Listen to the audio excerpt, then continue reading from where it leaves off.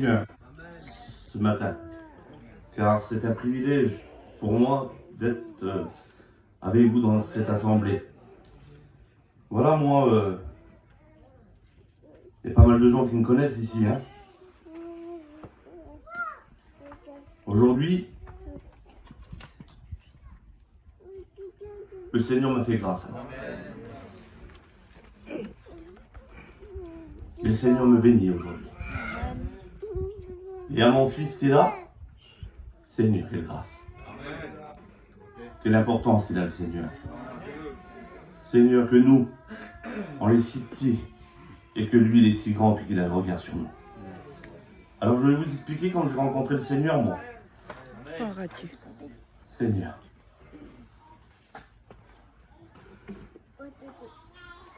Il y a quelques années en arrière, j'étais en Bauchi des Bennes. Et Seigneur, moi j'étais rien du tout en vrai. Le Seigneur m'a fait grâce. Quand j'étais en Bauchi des Bennes, ils m'ont pris, les gardés, puis ils m'ont emmené à le grand tribunal de Paris. Et je me suis retrouvé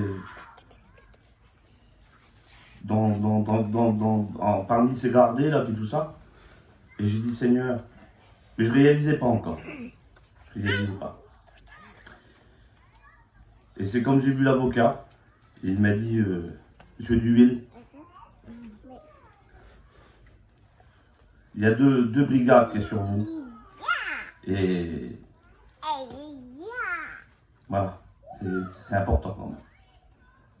Il dit, vous serez transféré à Mulhouse, dans le Grand Est, et il y a 40 faits, 40 vols qu'on vous reproche. Et je dis, Seigneur, je n'ai déjà pu m'en sortir. Et de là, ils m'ont transféré à Mulhouse. Et je ne réalisais pas, j'ai resté 3 jours en garde à vue et j'ai été présenté devant le juge d'instruction qui m'a mis en examen pour des associations de malfaiteurs et puis divers vols. Et là, il m'a mis sur une affaire, c'était une affaire criminelle. Je lui ai dit, Seigneur, j'avais un mandat de dépôt criminel.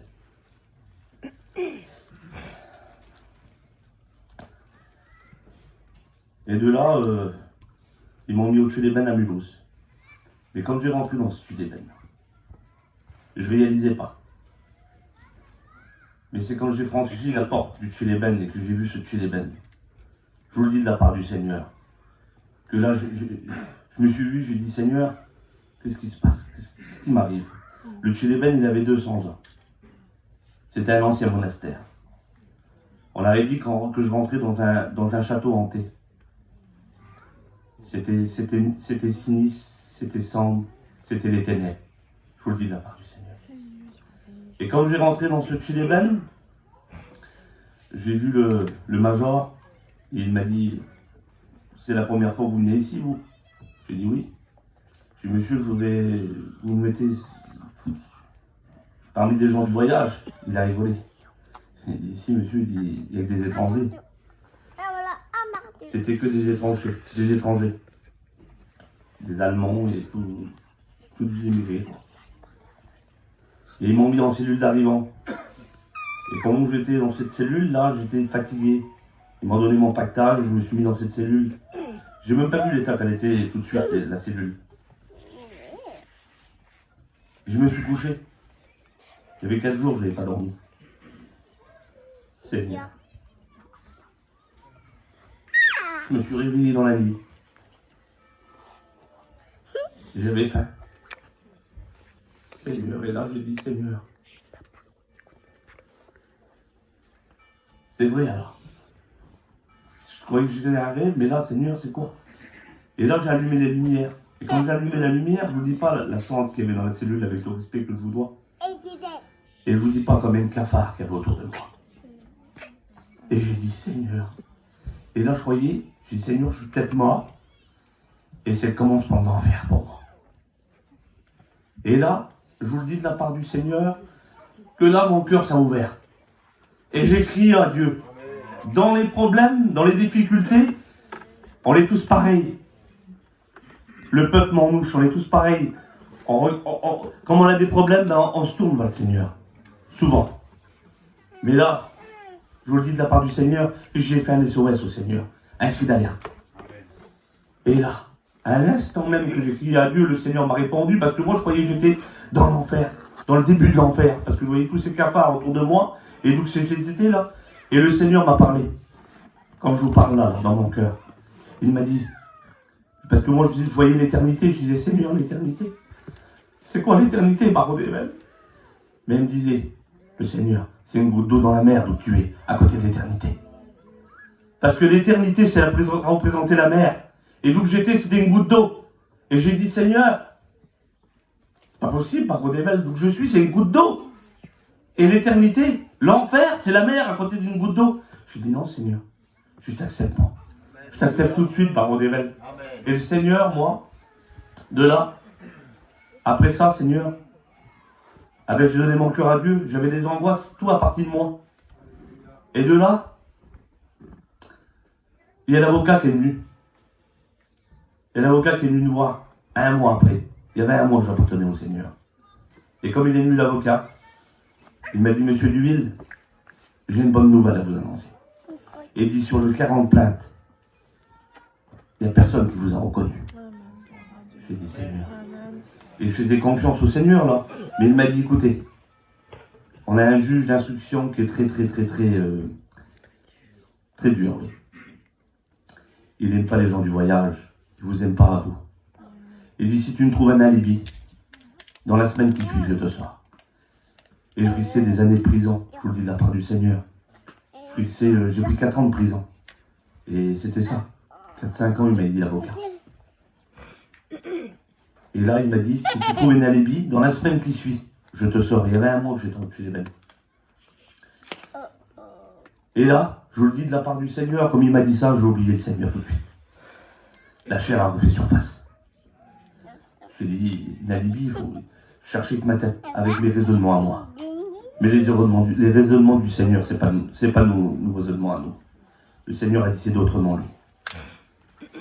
Et là, j'avais un téléphone portable, bien sûr, chez les bennes. Et là, j'ai appelé tout de suite ma femme, après le parloir avocat. Et là, j'ai expliqué ça à ma femme. Et elle était contente, Cinda. Elle m'a dit, mon homme, pas de problème. J'avais un ami à moi, à Orléans, il est pas loin d'ici. Il reste à Salbris.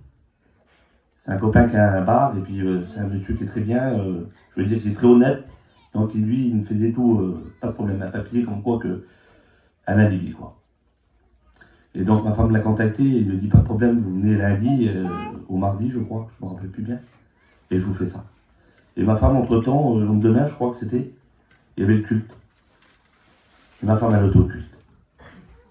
Et de là, elle est sortie, je l'ai appelée, je lui ai dit, tu vas quand alors pour... Elle m'a dit, mon homme, le Seigneur m'a parlé.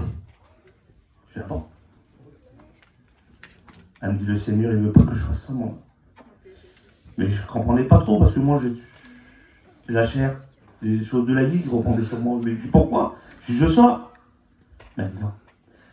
Il dit, Seigneur, si Dieu est avec vous, qui sera contre vous? Et j'ai dit, Seigneur, moi, je n'ai pas réalisé d'un seul coup. Et j'ai crié avec ma femme. Je me suis engueulé de la chair. Et j'ai dit sur ma femme, écoute, laisse-moi tranquille. Et elle m'a dit, ben moi je ne le fais pas. Parce que je ne veux pas décevoir le Seigneur. Je veux y faire confiance. Si toi tu ne veux pas y faire confiance, je ne le fais pas moi. Appelle tes neveux. Et là j'ai appelé mon neveu gazeur. Tout de suite après. Et mon neveu il m'a dit, pas de problème mon oncle. Je vais. Voilà le monsieur, et puis voilà, je vais faire les papiers avec lui. Et de là j'ai raccroché avec mon neveu. Et là le Saint-Esprit m'a interpellé. Mon âme m'a remis en question, le Saint-Esprit m'a dit, qu'est-ce que tu es en train de faire? Et là, je me suis mis à genoux, je vous le dis de la part du Seigneur, dans ma cellule. Sur mon lit, j'étais à genoux. Et j'ai commencé à prier le Seigneur. Et comment je priais le Seigneur? Il m'a parlé comme si moi je parle à ma petite. Là. Il m'a dit, par la grande porte, quand tu peux sortir. Mais tu sortiras sans moi. Je dis, Seigneur, pourquoi tu dis ça? Parce que il dit, il n'y a aucun manche, aucune tricherie qui fêtera le royaume de Dieu. Fais-moi confiance. Et je dis, Seigneur, et là il me faisait voir la grande porte. Et là en face de moi, il y avait deux petites tables qui étaient en face de moi, et puis entre les deux tables, il y avait les pieds de la table. Et là il me faisait voir comme si c'était un chemin. Il me disait, toi, là, Angela, tu peux pas passer toute seule, toi. Par la grande porte, tu peux passer seul. Mais là, tu peux pas passer. Mais avec moi, si tu me fais confiance, tu passeras. Mais par contre, ça sera très difficile. Crois pas que ça sera facile. Mais si tu me fais confiance, tu passeras avec moi. Il y aura des ronces, il y aura des bouts de verre, des épines, tout. C'est la vie, c'est le combat qu'aujourd'hui que j'ai fait et que j'ai fait confiance à mon Dieu. Je n'ai pas sorti tout de suite du Tchélében. J'ai sorti un bout de temps après. Mais j'avais le Seigneur avec moi. Et avec ça, il m'a dit, après ça, je bénirai ton foyer. Et en travers ça, je voyais une grande prairie. Et je voyais Junior avec les bras relevés. Et je voyais mes enfants et ma femme, ils avaient les bras levés comme ça, et ils m'attendaient. Et aujourd'hui, le miracle, il me l'a promis, le Seigneur, dans le Tchélében. Et le miracle s'accomplit aujourd'hui. Et je remercie le Seigneur de tout mon cœur. Parce que le Seigneur, il m'a pas laissé. C'est pas un menteur, Seigneur. Ce que j'ai demandé, il m'a fait une promesse. Elle se réalise aujourd'hui. Je remercie le Seigneur pour ça. Et que Dieu vous bénisse à chacun.